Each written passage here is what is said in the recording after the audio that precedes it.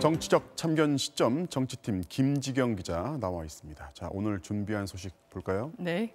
홍준표 자신 없으면 나왔겠나 윤석열을 쉽게 본 이유는인데 홍준표 의원이 이제 1년 3개월 만에 국민의힘에 복당을 했는데 오자마자 윤석열 전 총장을 정조준했어요. 네, 국민의힘 복당 결정이 나오자마자 홍준표 의원이 기자회견을 열었는데요. 예상했던 대로 윤석열 전 총장을 겨냥해서 날선 비판을 쏟아냈습니다. 네. 윤 전 총장이 야권에서 지지율 1위를 달리고 있기 때문일 텐데요. 홍 의원은 충분히 역전이 가능하다면서 자신만만한 모습을 보였습니다. 먼저 그 모습을 영상으로 보시죠. 네. 윤 전 총장과 지지율 격차는 아직 많이 나는 상황인데 보관이 있으신가요? 그거 자신 없으면 대선에 나오겠습니다. 작년에 압도적 1위는 이낙연이에요. 금년 1월에 이재명 지사가 치고 올라왔어요. 3월에 윤석열 전 검찰총장이 치고 올라왔어요. 그것이 내년 3월까지 간다고 봅니까? 경선을 해보면 알 거 아니에요.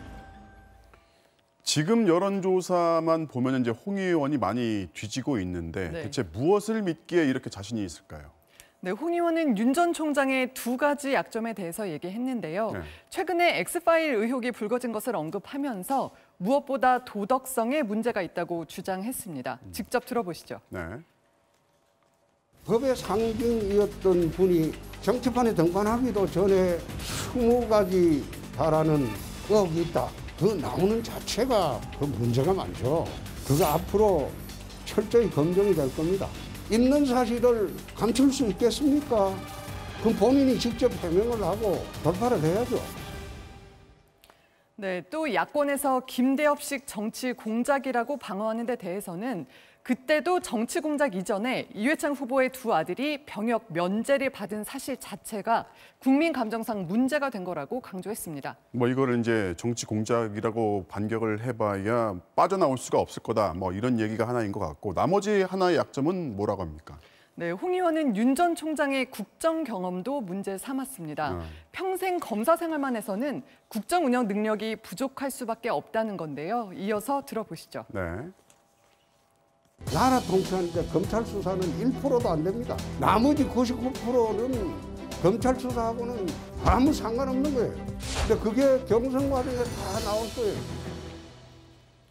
네, 홍 의원은 특히 당대표까지 지금 젊은 상황에서 대선 후보의 경륜은 더 중요하다 이렇게 강조했습니다. 자, 뭐 예상을 했지만 윤 전 총장을 비판하는 이 강도 자체가 다른 주자들에 비해서 훨씬 강해요. 네, 홍 의원 특유의 이 공격적인 말투도 이유가 될 수 있겠지만 1등 후보의 맞수로 자리 잡기 위해서라도 윤석열 대리기가 필요했을 겁니다. 앞으로는 비판 강도가 더 세질 것 같은데요. 국민의힘에서는 벌써부터 걱정하는 목소리가 나오고 있습니다. 그 이유를 들어보시죠. 네.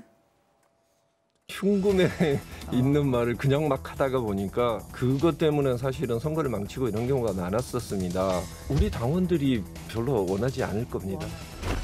누가 후보가 됐을 때 가장 단일화에 소극적일 것 같냐? 1등이 홍준표입니다. 그러니까 이제 당 전체의 총의를 안 따르고 끝까지 자기식으로 밀어붙일 가능성이 아주 높은 사람이 홍이다.